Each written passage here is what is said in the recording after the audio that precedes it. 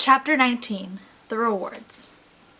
The following morning, the Scarecrow could hardly contain his excitement. "The next time you see me," he told his friends before going into the throne room, "I'll be just like other men." I always liked you as you were," said Dorothy very quietly. "You're very kind," he said, "but you'll think even more of me once you hear all the great ideas my new brain is going to come up with." With that, he stepped forward and knocked on the throne room door. "Come in," said Oz. "I'm here to get my brain," said the Scarecrow, stepping forward. He was still eager, but a little nervous, too. After all, it wasn't often that a person got magic performed on him. Oz asked him to sit down. "I hope you don't mind," the old man told the Scarecrow, "but I will have to take your head off for a little while, so I can put your brain in the proper place." "Oh, it's quite all right, as long as my head is better when you put it back on than when you took it off," the Scarecrow replied. Oz took off the Scarecrow's head and took it to a back room. The room was crowded with shelves holding all sorts of bottles and bags and various odd things. There was the big cat that Dorothy had talked to, and the fairy costume the Scarecrow had seen. Other costumes were there as well. First, Oz pulled all the straw out of the Scarecrow's head. Next, he took some bran from one jar and a bunch of pins and needles from another jar and mixed them all together. Then he opened the Scarecrow's head and poured the mixture in. Finally, he stuffed straw in around it to hold everything in place and closed the head up again. "There we are," said Oz, putting the head back on the Scarecrow's body. "All done. You now have a brand new brain. A rather large one, I might add." Slowly the Scarecrow stood up. He felt his head and began to smile. It felt much larger and heavier than before. Oz had given him brains.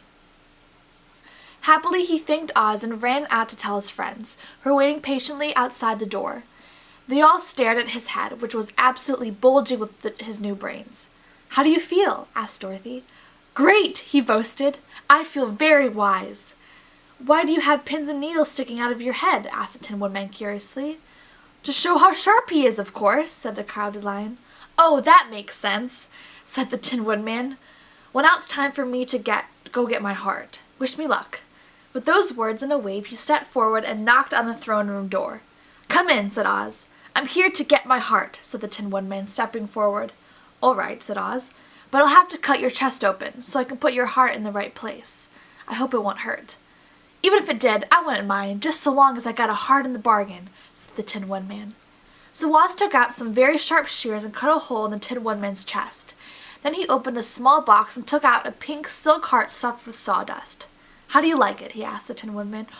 "Oh, it's beautiful," said the Tin Woodman joyously. "Is it a good heart?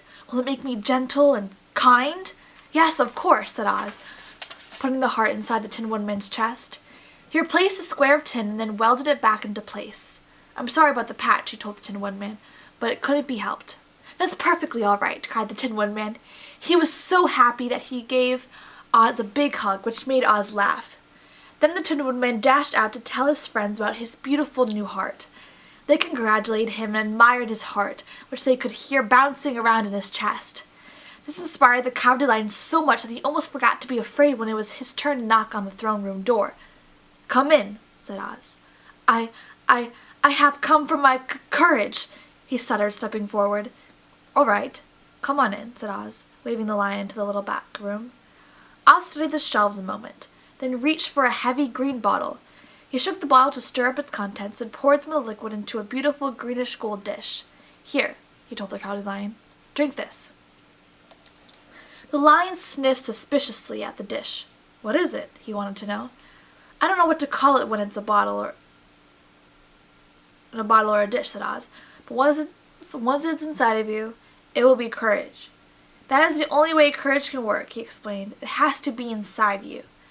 "Oh, well, that certainly makes sense," said the Cowardly Lion, and apologized for hesitating. Then, without another thought, he drank every drop in the dish. Oz studied the creature's face. "How do you feel now?" he asked. "Full of courage. Thank you, Oz," the lion roared, then ran out to celebrate with his friends. Alone once again, Oz smiled to himself. "Well, I made those fellas happy. I guess I'm not such a big faker after all."